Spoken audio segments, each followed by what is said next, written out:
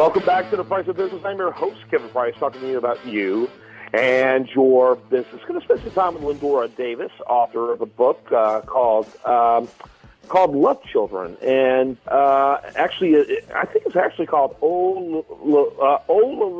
Is that correct? That's correct, yes. Yeah, Olalita. And I was looking at a link there that would lead me to that. And it's a little outside of what we normally talk about.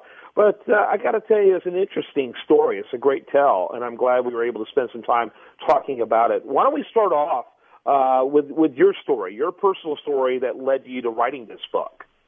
Okay, yes, when I was, a child, I had a very vivid imagination, and this story was actually part of my childhood. And as I got older, I noticed how children, they're, being abducted and parents telling their children how not to run off with strangers sometimes doesn't always work. So I decided to write a book for them so that they could learn through their own understanding and interpretation. Ah, I see. And so it's kind of a tell. Parents are deluging their children with stuff they can and cannot do. Yes. And, after a while, it's kind of like, a collective yawn. And so this is kind of designed for them to kind of buy into the whole idea. Exactly. Yeah. I love that. I think that's a great idea. So when did you write this? Well, I wrote it early part of last year, and it became published in December of last year. Okay. And what age group did you have in mind? This is the age group for 3 to 12 years old. 3 to 12 years old. Yes. The illustration is phenomenal. And I'm assuming it's illustrated throughout. I'm sorry, say that again?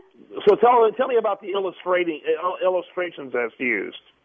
Oh, the illustrations. Okay, so you have a witch here with the children playing, and also you have her two cats. One is devoted, one is not. And the illustration is by Richa Kinra, and I feel she did a wonderful job.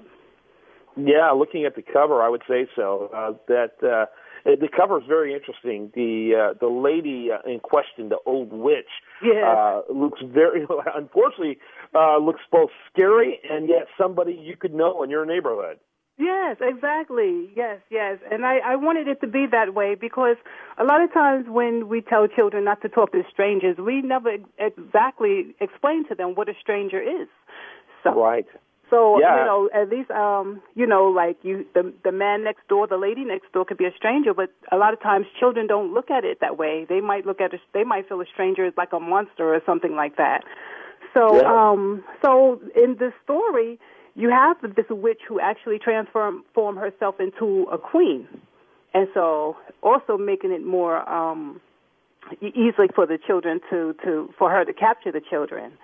So I wanted the whole idea to be for children to understand that even the queen can be a stranger, and that if they don't know them, they should not run off with them. Mm-hmm. So what kind of things did you do to test this? Grandchildren or nieces or daughters or sons? Who did you test this with? Actually, I did test this. Myself, when I was a child, I had that problem. My mother did tell me not to run off with a stranger, and then not long after that, I had a situation where it could have happened, but because she talked to me, it probably saved my life. But also, I have children of my own, and it has benefited them. I do have friends that live next door where they have also talked to their children. So I find that it's very, very helpful. Yeah, and that form of anecdotal research, obviously, I think is very, very helpful. I know kids love to read. All of my kids, or most of my kids, are readers, and I've got one who's a ferocious reader, and I'm amazed to see how what they absorb on what they read becomes a part of how they live and how they think and how they perceive things. Mm-hmm. And so I love stuff like this. I think it's so important. So I think we exhaust our children with lectures and don't do this and you need to do that. And eventually, and it's not that they're unwilling or stiff-necked or whatever. They simply get too much input. And I think buy-in is important for everyone, particularly when it comes to kids. Exactly. And so I think it has that effect. And it's it's a relatively short read. It's only 39 pages and beautifully illustrated. It's one of those things that you could, easily read in its entirely on a single evening, I would assume. Yes, it is, and each page, it draws you to wanting to know what's going to happen next, and so you don't get bored when reading it. And I find that even adults like the story too. So I got compliments on adults saying they love the story for themselves. So so it was very important for me to write this book, and knowing that it's an adventurous type of story. It's a fairy tale. It's not, just like you said, it's not a lot of do's and don'ts. So that way the children, they are actually learning and they're taking in all that has happened in the story so that they can perhaps use it for their own self, for their own safety.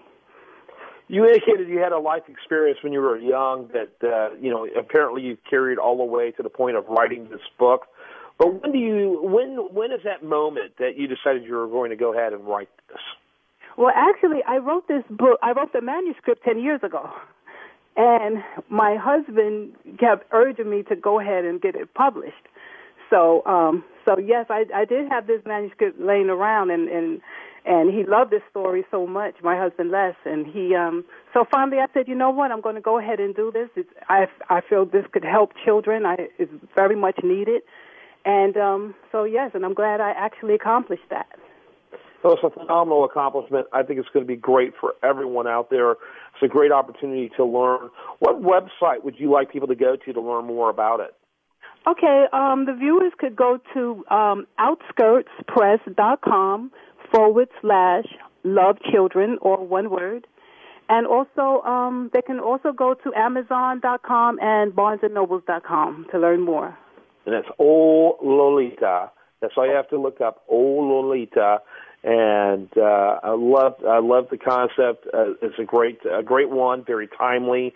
And I love reading. I now have a grandson and I have a goddaughter, and I spend a lot of time, reading to them. Although they're still kind of little to get some of this, particularly the grandson would be.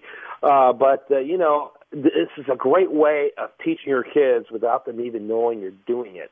Yes, exactly. Yes. We need to do that. There's so much empty garbage on the reading bookshelves, that doesn't convey much of anything other than sheer entertainment. Well, just knowing words, that's helpful in life. Learning how to read, that's helpful in life. But learning how to live, I think, is crucial.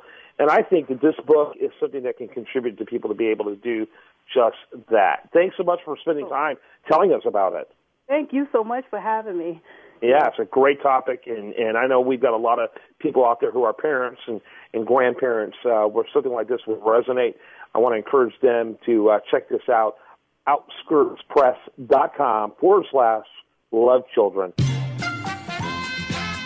Well, that's another program. Delighted to be with you today. Do want to remind you today's show brought to you in part by our friends from Outskirts Press. Have a great day.